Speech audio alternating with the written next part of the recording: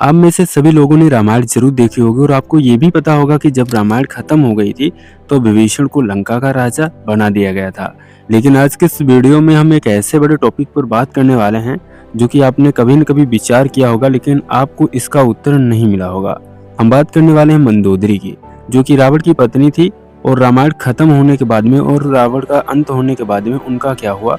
और साथ ही दोस्तों हम इनके पिछले जन्म की कहानी को इस वीडियो के माध्यम से समझेंगे। तो वीडियो बहुत ही अच्छी और कमाल की होने वाली है, तो इस वीडियो को पूरा देखिएगा अगर आपको कुछ ऐसा नहीं पता है तो चलिए इस वीडियो को स्टार्ट करते हैं।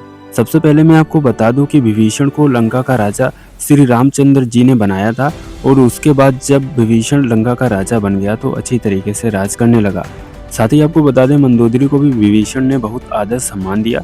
कई ग्रंथों में ये उल्लेख है कि राम ने स्वयं आदेश किया था कि मंदोदरी को रानी का सम्मान दिया जाए, क्योंकि वह सती और धर्मनिष्ठावान स्त्री हैं। कई पुराणों में ये उल्लेख मिलता है, जैसे रामायण के उत्तरकांड में।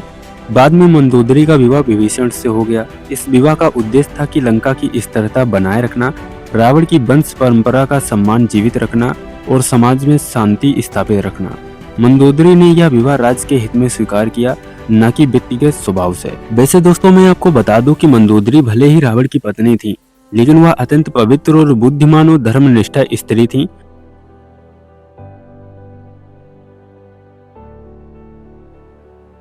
उसने रावण को बार बार सीता को वापस भेजने की सलाह दी थी।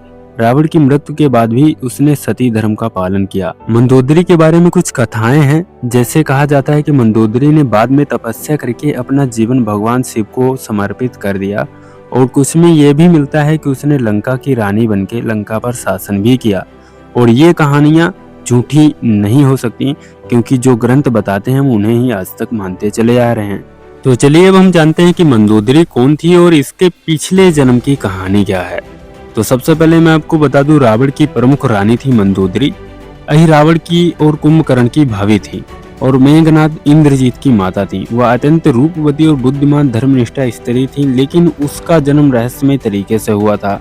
वह एक साधारण स्त्री नहीं बल्कि माया देवी का अवतार थी। तो चलिए अब हम मंदोदरी की पिछले जन्म की कहानी के बारे में जानते हैं। कथा के अनुसार मंदोदरी अपने पिछले जन्म में माया नाम की एक अप्सरा थी, जो कि स्वर्ग में नर्तकी थी। वह अत्यंत सुंदर और अहंकारी थी। एक बार भगवान शिव की तपस्या के समय उनके ध्यान में बाधा डालने के लिए पहुंच गई। माया के रूप और नृत्य से मोहित होकर शिव जी ने अपनी आंखें खोली, लेकिन तुरंत समझ गए ये कोई मोह माया है जो मेरी तपस्या साधना को भंग करने आई है। शिव जी ने क्रोधित होकर कहा, है माया, तुमने तपस्या में विघ्न डाला है, मैं तुम्हें श्राप देता हूँ कि तुम्हें असुर कुल में जन्म लेना होगा। इसके बाद माया ने क्षमा मांगी। तब शिव जी ने कहा कि तुम असुर कुल में जन्म लोगी, परंतु तुम्हारा हृदय पवित्र रहेगा।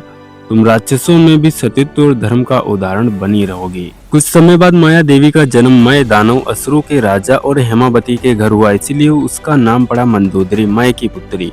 कहा जाता है कि उसका जन्म धरती की गर्भ से हुआ था। मय दानव ने जब भूमि को खोदा तो उसमें से एक कन्या निकली, वह मंदोदरी थी, इसीलिए उसे भूमजा भी कहा जाता है। भगवान शिव के श्राप के कारण वह असुर कुल में आई और रावण से विवाह हुआ, परंतु शिव जी का वरदान यह था कि तुम अधर्म में भी धर्म की ज्योति बनी रहोगी। इसलिए मंदोदरी हमेशा रावण को धर्म और मर्यादा की राह चलने की सलाह देती थी, और रावण ने उसकी बात कभी नहीं मानी, इसीलिए उसका पूरा सत्यानाश हो गया। दोस्तों मंदोदरी का जन्म और जीवन ये दिखाता है कि कर्म और नीति दोनों साथ चलते हैं, और सच्ची नारी वही है जो अधर्म के बीच सत्य और मर्यादा का पालन करे, वही सच्ची नारी कही जाती है। तो ये वीडियो आपको कैसी लगी हमें कमेंट करके जरूर बताइए, और इस वीडियो को लाइक एंड चैनल को सब्सक्राइब जरूर कीजिए। मैं मिलता हूँ ऐसी ही मजेदार कहानी के साथ, तब तक के लिए जय हिंद जय भारत।